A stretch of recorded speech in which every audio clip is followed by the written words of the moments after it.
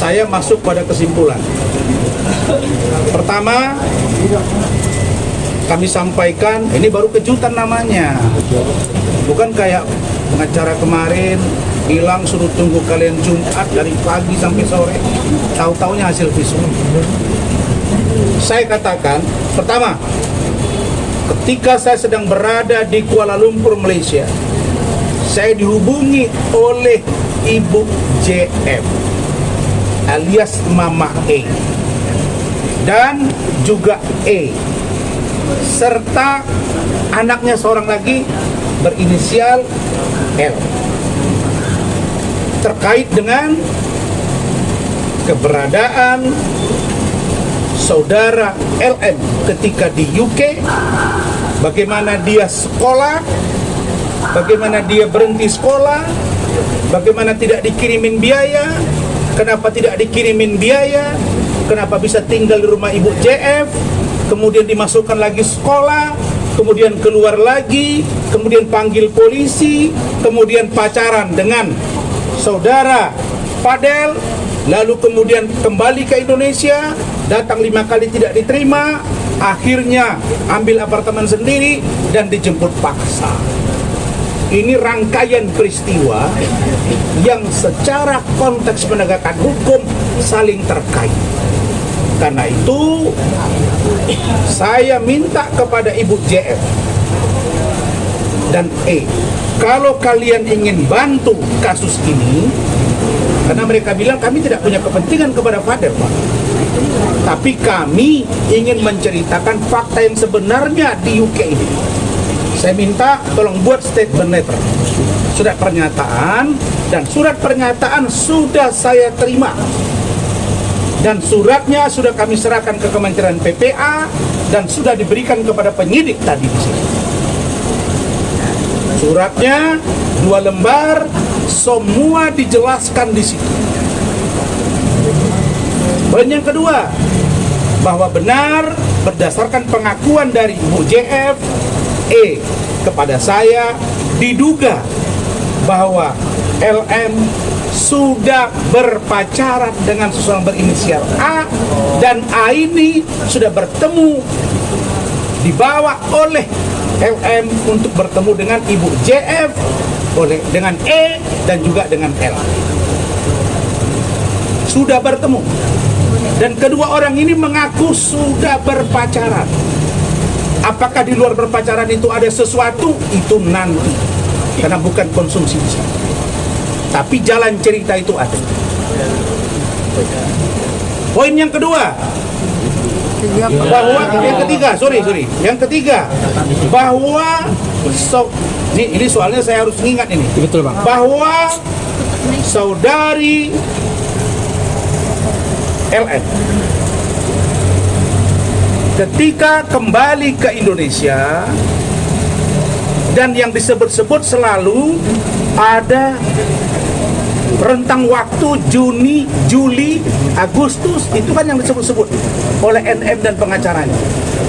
Kami sudah cross check berdasarkan data yang kami punya. Ingat, yang kami serahkan tadi tidak saja surat pernyataan dari Ibu JF E, tapi juga dikirimin ID card-nya. ID card. Dan di luar itu kami juga diberikan data bagaimana saudari LM ketika tidak mau melakukan live atas perintah diduga dari NM, maka LM tidak akan diberikan biaya, dan live itu harus menjelek-jelekkan inisial AD. Ketidakmauan dia ini menyebabkan seorang NM marah, lalu kemudian tidak dikirimin belanja, dan anak itu menjadi kesulitan, benar-benar kesulitan, tidak ada tempat tinggal. pikirkan dengan jernih teman-teman semua. Di UK dia tidak ada yang membiayai, sehingga menumpang di rumah orang.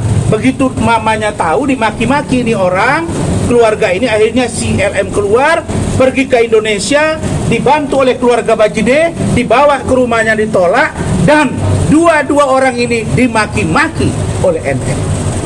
Apa ini? Ini kerjaan apa?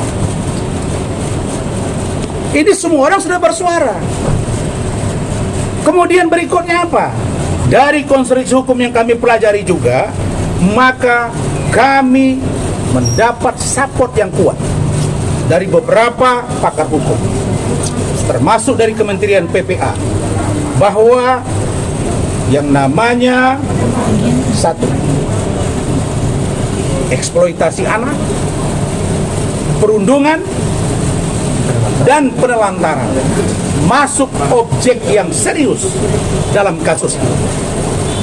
Karena itu yang disampaikan oleh Saudara Rahmat tadi, bahwa kami memutuskan kami akan segera mengadukan, persoalkan ini kepada penyidik, dalam hal ini penegak hukum, bahwa ada dugaan 3 poin yang dilakukan oleh saudari NN. 1, dugaan eksploitasi anak, karena anak ini, LM ini sejak berumur 15 tahun katanya, sudah disuruh untuk melakukan promosi live terhadap produk-produk kecantikan. Apabila tidak mau, anak ini katanya ya, bisa dimasukkan di kamar berminggu-minggu dan dihukum tidak bisa keluar rumah. Umur 15 tahun. Yang kedua, perundungan. Kalau dia tidak patuh pada orang tuanya, atas kemauannya anak ini langsung ditindak dan dia stres. Yang ketiga, selama di UK hanya 3 bulan yang dibiayai. 3 bulan. Dan studinya cuma 3 bulan. Setelah 3 bulan dia keluar dari sekolah karena tidak ada biaya, numpang dengan keluarga JF karena tidak ada biaya, tinggal di situ, diperkenalkanlah A ini kepada dia. Dan kemudian dimaki-maki oleh NM keluarga ini, akhirnya LM malu, dia keluar, dan disitulah dia diduga mengambil pekerjaan endorse slot yang berkaitan dengan sesuatu yang tidak baik. Dalam hal ini diduga JF, kira-kira begitu. Ini penjelasan ini semua ya padahal ya, saya sampaikan keterangan dari Ibu JF yang tersurat, keterangan dari Fadel kepada kami dan keluarga sangat linear, sangat sinkron. Bahkan chattingan, percakapan antara LM dengan seseorang, dia curhat, itu pun ada. Ada bahasa Indonesia, ada bahasa Inggris. Nah, untuk memperkuat keterangan bahwa benar ada surat yang ditandatangani oleh LM untuk melaporkan ibunya, suratnya tidak mungkin saya perlihatkan, tapi fotonya saya perlihatkan. Ini. Apakah ini saya dikatakan membongkar rahasia kependudukan? Enggak dong. Ini fotonya. Ini ketika LM sedang menandatangani, ya betul ya? Nih, ini LM sedang menandatangani surat tanggal 13 September 2024 terkait beberapa kronologi yang dialami dan ingin melaporkan MM terkait di dalamnya termasuk perundungan, eksploitasi, dan penelantaran. Kalau begini, apa mungkin kita semua berpikir ini normal? Tidak dong. Apakah mungkin LM yang dijemput dari apartemen, kalau mengatakan anak di bawah umur, kenapa Anda expose itu? Ketika dijemput, silent saja dong. Bawa cewek, polisi, peluat. Di situ kan kelihatan, dia sempat nggak ada celana panjang, dipakaikan celananya, benar kan? Digotong-gotong, didorong-dorong, divideokan. Ini apa namanya? Apakah ini bukan membuka rahasia anak di bawah umur? Siapa pelakunya? maka orang-orang yang ikut serta mengambil itu kami minta untuk juga diperiksa. Karena kalau caranya baik, dibujuk, mungkin beda ceritanya. Tapi kalau diambil paksa begitu, artinya ada masalah. Yang mencurigakan kami sampai hari ini, LM dengan NM belum pernah duduk bersama bicara hati ke hati. Kalau begitu, bagaimana sikap kami? Berdasarkan keterangan ini, kami akan lanjutkan Saudara Bangkit dan keluarga Pak Bajili untuk membawa ini ke pihak berwajib. Apakah Bareskrim atau Polda Metro untuk melaporkan 3 poin tadi. Yang terakhir, teman-teman semua, kalau persoalan ini selalu disampaikan oleh kuasa hukum, oleh NM, sudah dapat bukti, sudah dapat ini, dapat itu. Apa yang dapat? Faktanya, saya datang tadi dengan penyidik, kami tanya, dan kami diskusi. Apa kata penyidik? Bang, kami on the track. Saya tanya, apakah Adinda ikut melihat YouTube? Tidak, kami tidak mau campur urusan itu.